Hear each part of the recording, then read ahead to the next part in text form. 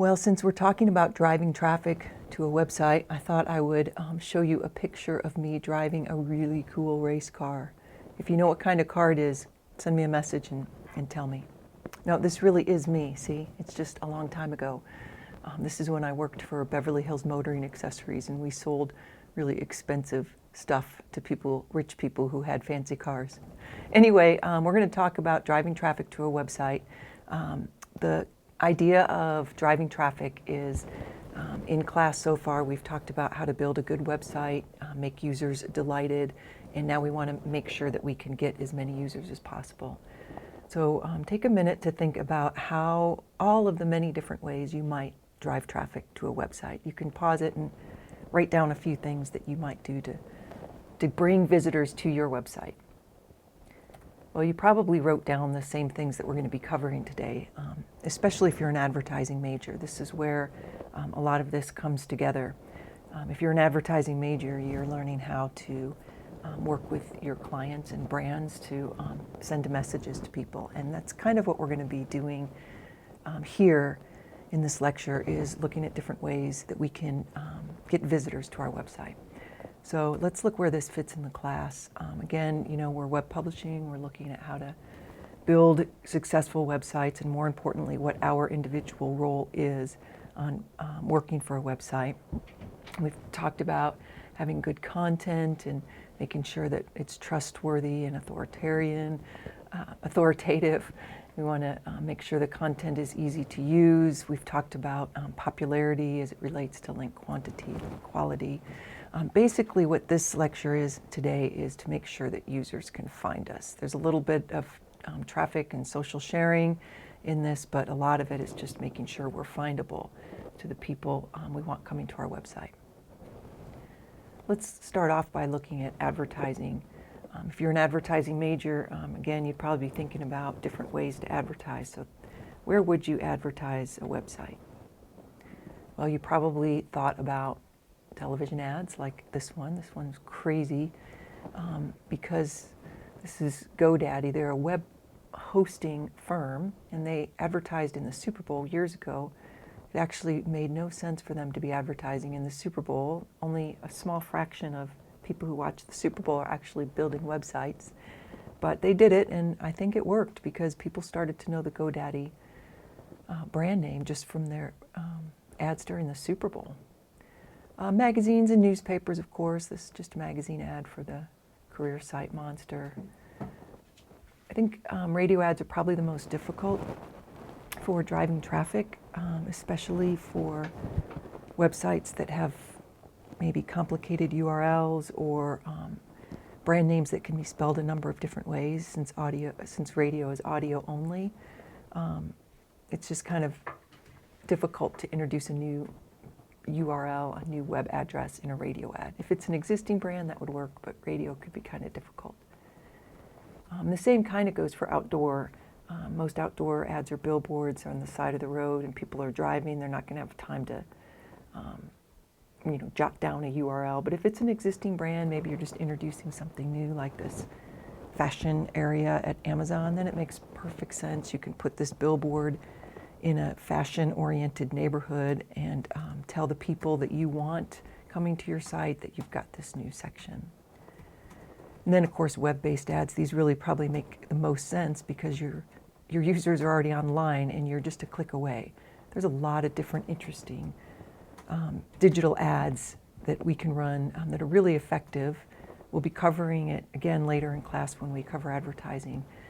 But really quickly, probably the most effective digital ads are these Google ads. They're just fantastic. So many advertisers have shifted a lot of money over to these Google ads because we can run our ad exactly when somebody is telling us that they're looking for something that we're interested in. Yeah, we got a little driving theme going here today. Another way to drive traffic is social media. A lot of you probably had that on your lists because it's pretty obvious and common way to drive traffic, but I want you to jot this down. There's two different ways that we use social media when we're driving traffic. The first way is branded pages. And this is those pages where the brands are just building their own presence online.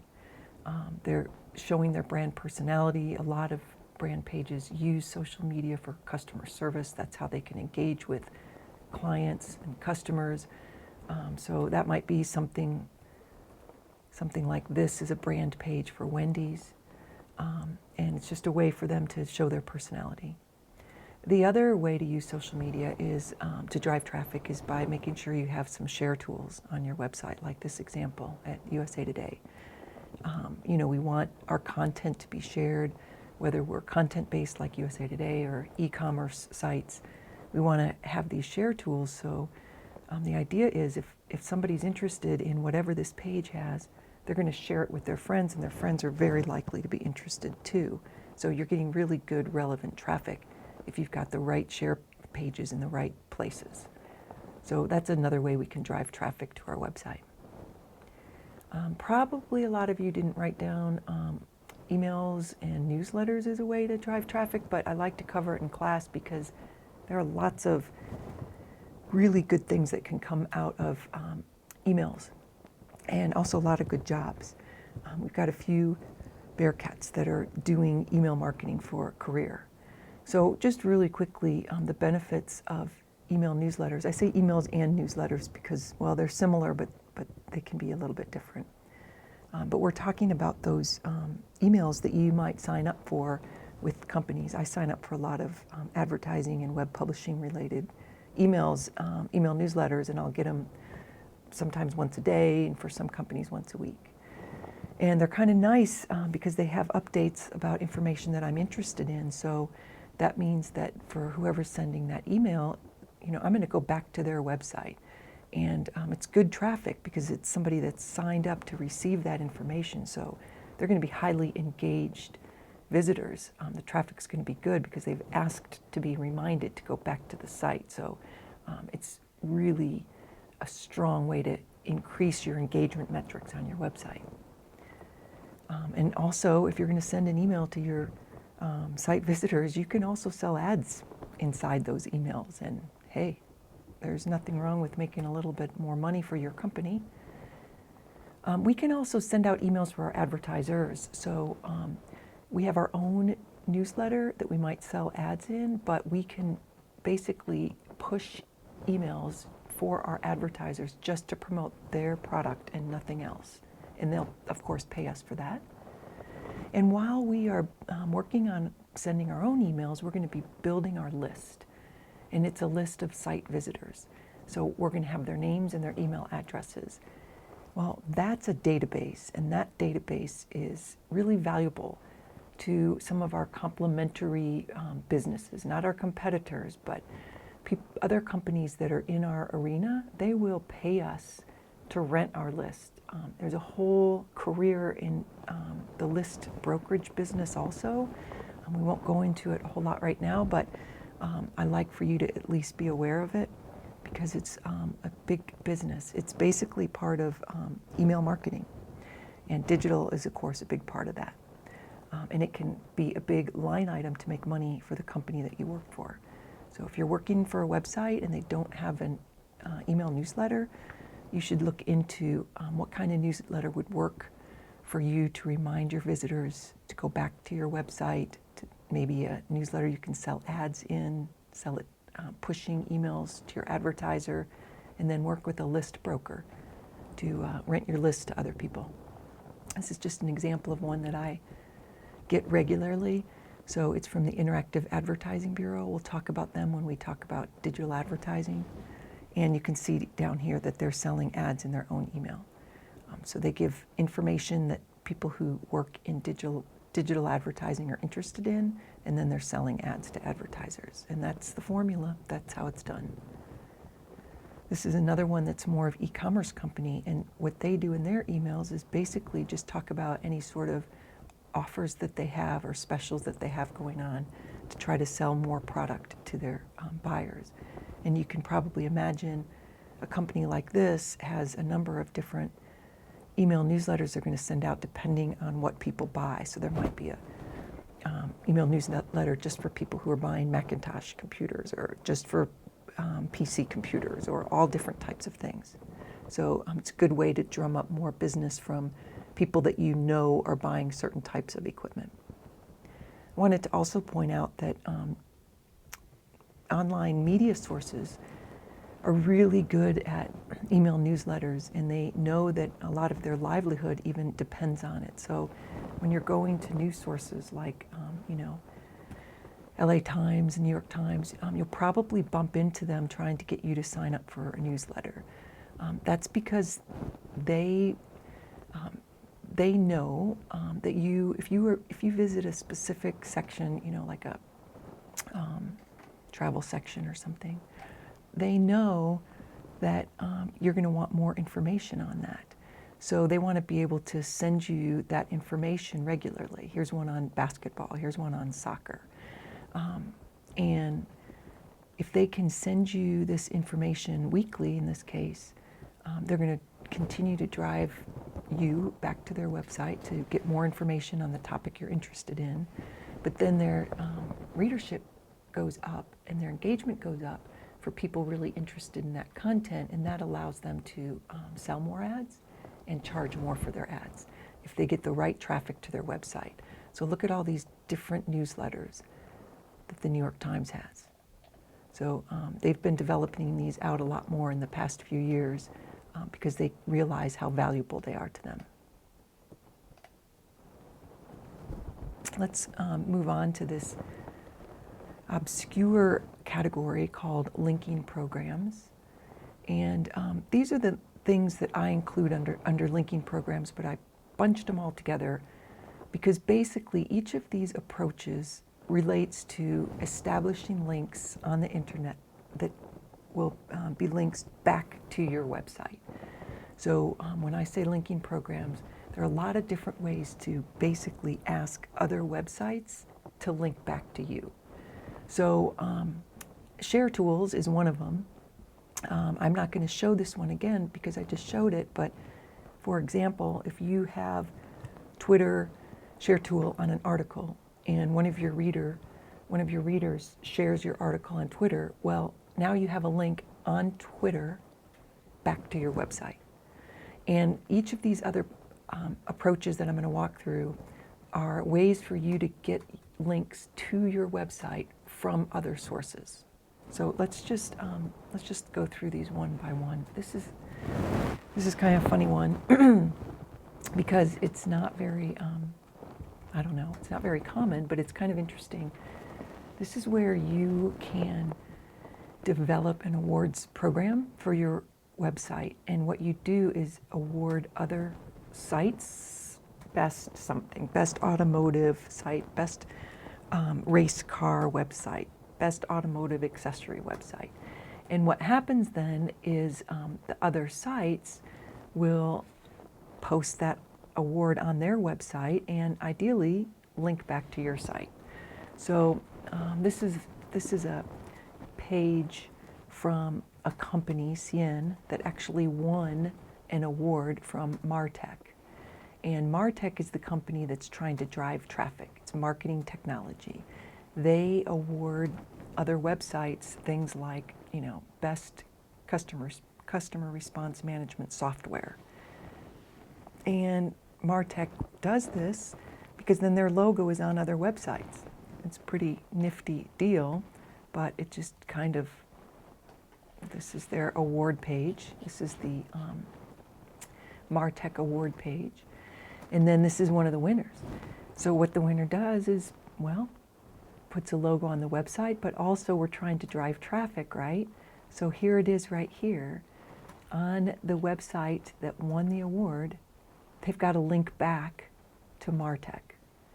So remember, we're looking at how to drive traffic to our websites, and we're looking at maybe running an awards program where we award people or websites an award and ask them to show it on their website and then link back to us. It's a little sneaky, but it's effective. Another item you saw was RSS, and you've probably heard of this. Did you know that it stands for really simple syndication? So syndication is it means like a distribution system, and it's a publishing word. So what it means is if you have really good content on your website, you could potentially syndicate it to appear on other websites. So what RSS is a way for you to program your content to be formatted in a feed and appear on other websites. And you format it in a way that you put links back to that content. You probably have seen this in one version or another. Like if you use some of these news aggregators, Flipboard is one of them, Apple News, Google News. These are content feeds from these sources. So Wired Magazine, TechCrunch. These are sites that want to drive more traffic back to their site by clicking from that interface. So if we can set up our site with an RSS feed, then we can have providers like this who are grabbing that feed and then putting it on their website, and when other people, or their app in this case, and then when people see that, they click and they go to our website.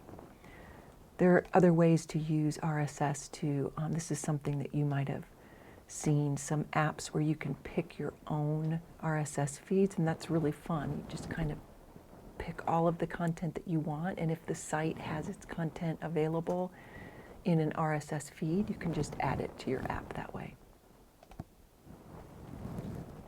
Another way to drive traffic to a website is through press. Get some news coverage, get some links in blogs. Basically, the concept here is to get news sites and blogs, influencers to write about you, and then, of course, link back to your website. What we're talking about here is really PR. This is public relations. This is largely what PR professionals do. They look for opportunities to have interesting news stories that relate to their product, and then they hope that those news stories will link back to their website. I think an interesting and clever example is Popeye's Chicken. Their ad agency came up with this gimmick, really, when emotional support animals were getting a lot of attention online. Popeye's ad agency decided that they would, just in a limited capacity, they did this, and again, it's really a gimmick, but at an airport or two where Popeye's has a restaurant, they had these boxes made, and they're made to look like a chicken, of course, and then it's labeled emotional support chicken. And at the time, people, the conversations online were, should animals be allowed on airplanes or should they not? Should emotional support animals be allowed on? Well, all this is Popeye's just jumping into that conversation. They're trying to capitalize on the fact that there's something that people are talking about, and maybe they'll start talking about us, and we can get some attention, and we can get some links back to our website. So they didn't do this very much. I mean, this was just like a really short time frame, but they just needed to do it for a day or two to get some photographs. This is just a promo photograph, but they just needed to do it enough to get the press to write about them, and it worked. I mean, if you look at just a few of these entries, USA Today wrote about it, Forbes wrote about it, and that's the goal. They wanted just some press with links back to their website. Well, the next way to drive traffic, this is going to be a little bit of a longer topic, but the reason is because there are lots of opportunities for you here, either for careers for you, or it could be a way for you to just extend your own personal website, or if you've got an internship website, there might be something here that'll give you ideas. So the topic is affiliate programs, and it's sometimes called associate programs, but more often than not, you're going to hear about this topic in using this word, affiliate programs. So let me explain what this is. And it gets kind of complicated, so you should write this down in your notes so you keep it straight. It's easy to get flipped. There's two sides to an affiliate program. There's the host side, and then there's the participant side. And you want to try to get this straight in your mind, so writing it on a piece of paper would probably help. So our topic today is driving traffic to a website. We're focused on the host for driving traffic. You personally might want to be a participant. Maybe some of you already are. You might have ideas for a website that you work for to be a participant, but today's topic, we're driving traffic, and that's why the host builds an affiliate program. Let's walk through what this means by looking at this example. This is basically just a small website, probably just one person makes it on their own. They're clearly a fan of Quentin Tarantino, and of course, who wouldn't be? And on their website, tarantino.info, they basically just summarize all of Quentin Tarantino movies. And if you don't know who this is, then when you're looking for something to watch next, just watch just about any Quentin Tarantino movie and you will be entertained, unless you don't like gore, blood and gore, then you might not like it. Anyway, and if you're going to watch one, watch this one. It's the best. So this person is got a website covering Quentin Tarantino movies, and then, of course, pages that cover peripheral items like the soundtrack. My guess is this is probably one person that built this website. Maybe there's two. It's a really small site. And it's reasonable for this website to want to sell the soundtrack, right? This page is covering the soundtrack of the movie, and they're going to want to sell it. So notice over here how they're selling it. You can order the soundtrack now, but you're going to be ordering it from Amazon. And they have some other countries listed here, the UK, Canada, France, and Denmark, or Germany, Deutschland. So they're not selling these products. In other words, the person that runs this site doesn't have a warehouse with all of these Quentin Tarantino CDs or downloads or anything like that in it. They are using Amazon as the seller. So basically what this means is this website is a participant in Amazon's affiliate program. When somebody clicks this link on the Tarantino site, they're going to go straight to this page at Amazon. And this is, of course, where you buy the product. Well, this is what Amazon wants. Amazon wants websites like these little sites to establish links to them. And if you think about it, this website probably has, I don't know how many Tarantino movies there are, but let's say there's 20, and each one has a soundtrack and then maybe t-shirts and all kinds of other things. So there could be hundreds of links from this one website to all the different related pages at Amazon. Amazon's trying to drive traffic, and they get smaller sites like this to establish all of these links and drive traffic back to their website.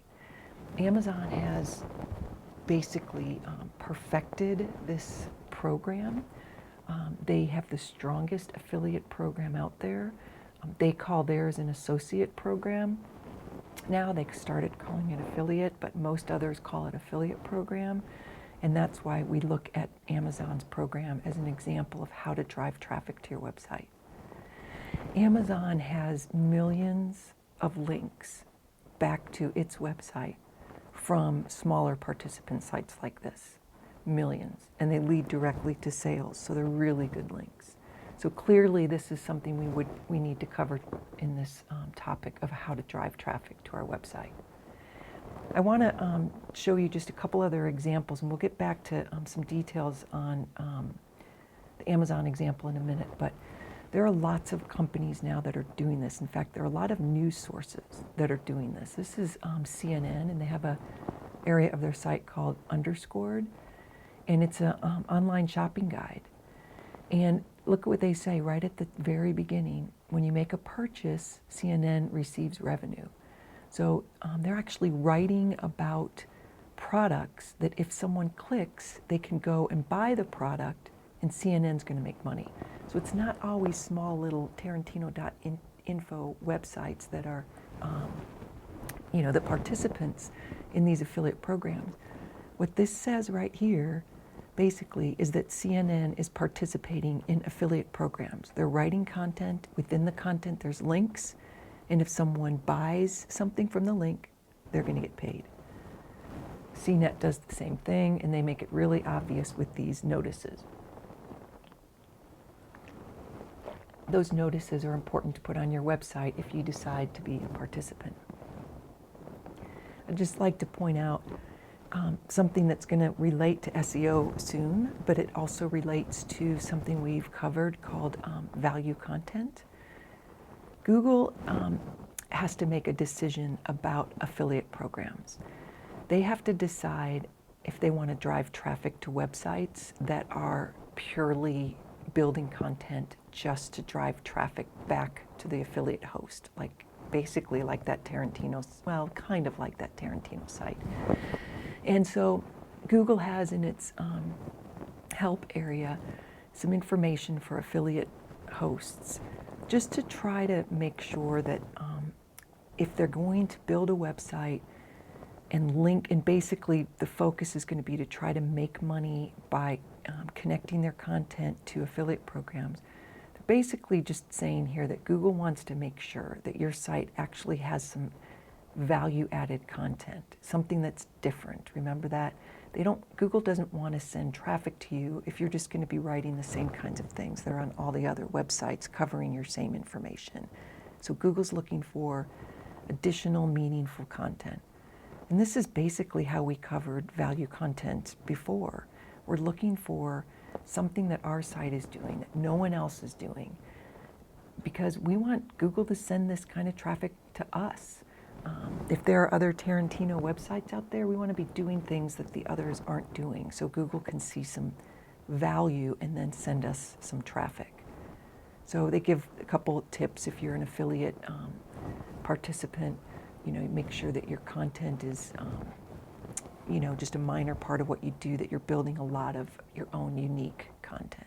A lot of the stuff that we covered before in class. Let's look a little bit more at this example so we can understand the motivations of the host and of the participant. So the host, remember, why are they doing this? Drive traffic to the website. I hope that's what you were thinking. So the host is Amazon, and they are setting up a program trying to get links from participating sites with the point of driving traffic. You can be a host if you have a lot of products or something to offer smaller sites. But you also have to be prepared to pay your participants, provide some sort of incentive. I mean, it's usually money. So that's how it works with the Amazon program. Usually the participants for the Amazon program are smaller sites. They want to offer products, but they don't want all the headaches of storing products, shipping products, getting product returns, and the biggest headache of all is website security, privacy, processing credit cards, all that stuff. If you're a one-man website, you can't really handle all of those big headaches. So you want to participate as a seller, basically, for a host, because the host manages all those headaches.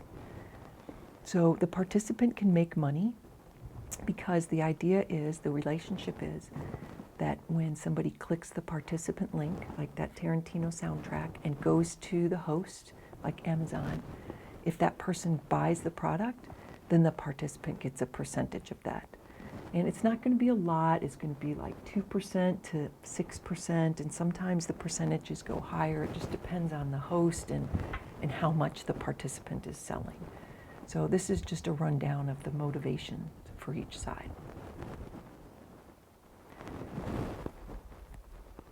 That's it for all of the different ways to drive traffic to a website, but the biggest way was that last item on the initial slide, SEO. And it's such a big way to drive traffic that we're going to spend a lot of time diving into it. So that's going to be basically our next lecture or 2 or 3 or more. I'll see you in that lecture. Don't forget, tell me what kind of car that is.